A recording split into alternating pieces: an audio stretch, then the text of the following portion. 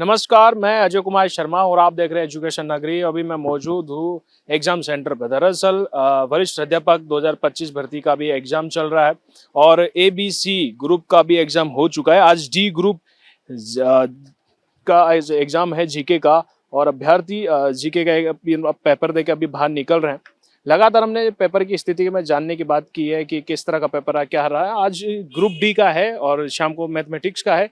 तो आज जाते हैं कि जीके का किस तरह का जाएगा। हमेशा अक्सर अभ्यर्थी कहते हैं कि इजी टू मॉडरेट, लेकिन आज किस तरह का पेपर रहा वो सभी इनसे बातचीत करते हैं। जी, आज का पेपर किस तरह का रहा आपका? आज का पेपर बिल्कुल नॉर्मल था। हाँ, बेसिक टू मॉडरेट। जी। तो क्या 40% की जो संभावना है वो किससे किस तरह देखते हैं आप? ये आराम से क्लियर हो जाएगा 40%। जिसने भी बेसिक तरीके से थोड़ा बहुत भी पढ़ा है ना ढंग से, उसका आराम से क्लियर हो जाएगा। अच्छा, लगातार जीके की बात की जाए, इजी टू मॉडरेट कहा जा रहा है। क्या आरपीसी के जो स्तर को आप किस तरह देख रहे हैं, क्योंकि लगातार जो भी एबीसी के ग्रुप के हुए हैं वो भी इजी टू मॉडरेट कहा गया। हाँ, पिछले दिनों जो आरपीएससी का ट्रेंड था उससे उन्होंने काफ़ी लेवल डाउन किया है, ताकि जो सब्जेक्ट के बच्चे हैं वो आसानी से एंट्री ले सके।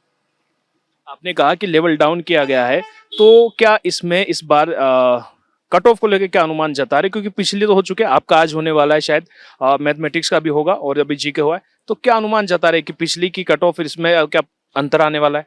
हाँ, कट ऑफ का अंतर बेसिकली ये है कि इस बार सीटें फिल हो जाएगी, क्योंकि मैथमेटिक्स में हमेशा ये रहता है कि जीके की वजह से सीटें काफ़ी बार खाली रह जाती है। वो इस बार नहीं रहेगी। Thank you. तो देखा हमने, जीके का हमेशा इजी टू मॉडरेट का ही इस्तेमाल किया गया और भी अभ्यर्थी यहाँ मौजूद हैं, उनसे बातचीत करते हैं कि आज का पेपर किस तरह का गया है और उनसे लगातार जानते हैं कि आज का पेपर किस तरह है। जी मैम, आज का पेपर किस तरह का रहा? पेपर टॉप टू मॉडरेट बहुत अच्छा रहा। मॉडरेट। हाँ, इजी टू मॉडरेट। लगातार इजी टू मॉडरेट जैसे कि एबीसी ग्रुप का भी पेपर हुआ, तो आरपीसी के स्तर को आप किस तरह देख? अच्छा लेवल था, पढ़ा होगा जो डीपली वही कर पाएगा। जी, आज का पेपर किस तरह का रहा? पेपर मॉडरेट टू इजी था। ऐसी कोई पास होने में तो कोई दिक्कत नहीं है, 40% लाने में। बाकी हाँ, यदि स्कोरिंग करनी है तो आपको कुछ सब्जेक्ट अच्छी होनी चाहिए, जैसे साइकोलॉजी के मेजर क्वेश्चंस थे, पॉलिटी वगैरह के काफ़ी क्वेश्चंस थे। बाकी पास होने में 40% लाने में कोई दिक्कत नहीं है कहीं भी। अच्छा, अक्सर कहा जाता है कि जीके में कथन वाले थोड़े से परेशान करते हैं, तो कुछ इस बार का रहा है ऐसा? नहीं, ऐसा तो कुछ नहीं है। बस आपको लॉजिक बैठाना आना चाहिए। यदि कथन कारण वाला है तो बीच में क्योंकि शब्द जैसे इनका इस्तेमाल करना चाहिए, या फिर व्याख्या जैसे दे रखी हो तो उनको रिलेट करना चाहिए। बाकी ऐसा कुछ नहीं था आज के पेपर में। आपने इजी टू मॉडरेट कहा, अगर संपूर्णता से बात की जाए आज के पेपर को, कि किस तरह का पेपर रहा, कितना आपने अटेम्प्ट किया, कितना आपने छोड़ा और किन किन सवालों ने आपको थोड़ा सा इसमें तकलीफ दी है, अगर जीके वाले को लेकर बात की? अटेम्प्ट की बात करें, मैंने 68 अटेम्प्ट किए हैं। बाकी हमारा तो क्या है कि लगभग ये रहता है कि मैथ में जैसे आपको मेजर ध्यान ये रखना होता है कि दोनों पेपर क्वालिफाई हो जाए, इस वजह से ज़्यादा अटेम्प्ट नहीं किए। बाकी क्वालिफाई करने में कोई दिक्कत नहीं है। पेपर इजी टू मॉडरेट ही था, ज़्यादा टफ नहीं था। और भी अभ्यर्थी आ रहे हैं, बातचीत करते हैं। जी मैम, आज का पेपर किस तरह का रहा आपका? ओवरऑल सही था सर। कॉन्स्टिट्यूशन पे क्वेश्चंस ज्यादा थे तो वही दिक्कत कर रहे थे ज्यादा, बाकी ठीक था। आपने कहा ठीक था, तो आरपीएससी के जो पेपर के स्तर आ रहे हैं उसे किस तरह देख रहे हैं आप अभी? सर कुछ कह नहीं सकते, मतलब प्रिपरेशन जिस हिसाब से करते हैं उस अकॉर्डिंग क्वेश्चंस नहीं आते हैं। मैंने कॉन्स्टिट्यूशन पे नहीं सोचा था कि इतने क्वेश्चंस बनेंगे, लेकिन काफी क्वेश्चंस थे। जी, आपने अभी कहा कि आपने सोचा नहीं था लेकिन इतने क्वेश्चन थे।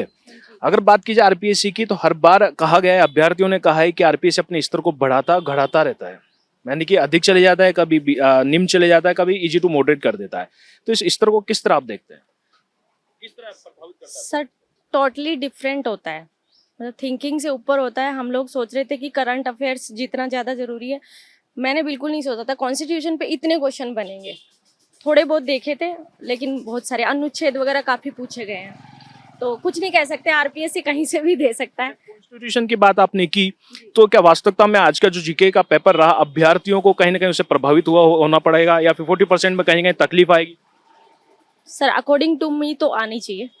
अच्छा था पेपर, इजी था। थोड़ी इकोनॉमिक्स के पेपर वो वाला जो पेज था वो थोड़ा हार्ड था। बाकी ओवरऑल अच्छा हुआ। आरपीएससी के स्तर को किस तरह देख रहे हैं, जिस तरह का पेपर लगातार अब आता जा रहा है? हाँ, थोड़ा मुश्किल तो होता जा रहा है जीके तो। बाकी तो अब देखते हैं मैथ्स का कैसे पेपर आता है। क्या अनुमान जता रहे हैं, क्योंकि जीके के पेपर से क्या अनुमान आपको लग रहा है कि मैथ का पेपर कैसा आएगा? वैसे मैथ्स का पेपर तो अच्छा ही आएगा। जीके के जैसे जीके का एक इकोनॉमिक्स का पार्ट ही हार्ड था, बाकी तो सारे इजी थे। हो गया।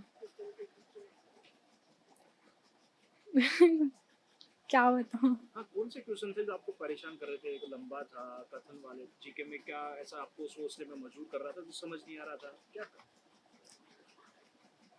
जैसे ग्रेड डीएपी ये सब कुछ नहीं हुए मेरे से, बाकी तो कर लेते हैं। 40% अचीव कर पाएंगे अभ्यर्थी इसमें? हाँ। तो देखा आपने कि जीके का जो आज पेपर रहा ग्रुप डी का, कॉन्स्टिट्यूशन का जो बात की जाए कि उसके सवालों ने थोड़ा सा तकलीफ दी, अभ्यर्थियों को थोड़ा सोचने पे मजबूर किया, जो कि अनुमान नहीं था। यानी कि अगर कहा जा सकता है कि मुख्यतः आज जीके का पेपर इजी टू मॉडरेट था। और आरपीएससी के स्तर पे अगर बात की जाए तो विभिन्न जो बात अभ्यर्थी कर रहे हैं यहाँ पे कि इजी टू मॉडरेट अक्सर जो लगातार कहा गया, लेकिन कई बार जो उम्मीदें होती है, उम्मीद से कई हटके भी कई सवाल जवाब यहाँ कर लिए जाते हैं। तो वो भी अभ्यर्थी यहाँ जता रहे कि उम्मीद कुछ और की होती है, आता कुछ और है। और परिवर्तन के वजह से ये भी कहा गया कि जो 40% है उसमें अचीव करने में थोड़ी सी तकलीफ हो सकती है। अब ये वक्त ही निर्धारित कर पाएगा कि जब इनका रिजल्ट जारी होगा तो कट ऑफ को लेकर और शाम का जो मैथमेटिक्स का पेपर होगा उसका पेपर दोनों ही निर्धारित कर पाएगा कि इनकी कट ऑफ किस आधार पर आती है। ये तो वक्त ही निर्धारित कर पाएगा। फिलहाल बने रहिए एजुकेशन नगरी न्यूज़ पर। नमस्कार।